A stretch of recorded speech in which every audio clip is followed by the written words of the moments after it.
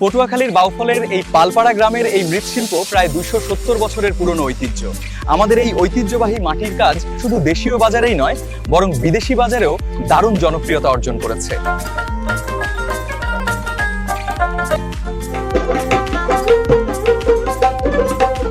এভাবেই একের পর এক মাটির শৌখিন পণ্য তৈরি হচ্ছে বাউফলের পালপাড়ায়।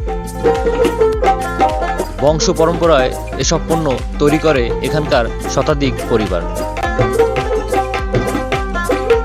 তাদের নিপুণ হাতের ছোঁয়ায় দৃষ্টিনন্দন হয়ে উঠছে এক একটি পণ্য।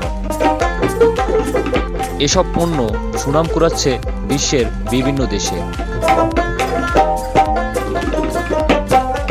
এক সময়ে বাহিরের বাজার ছোট হলেও দিন দিন তা কেবল বেড়েই চলছে।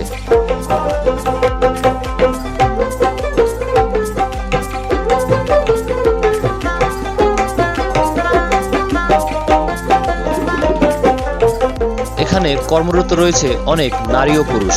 এ কাজ করেই তারা তাদের পরিবার চালাচ্ছে। এই প্রতিষ্ঠানের পাশেই গড়ে উঠেছে কিছু দোকান। রয়েছে অসাধারণ কিছু মাটির তৈরি জিনিসপত্র, যা দেখলে অবশ্যই আপনার ভালো লাগবে।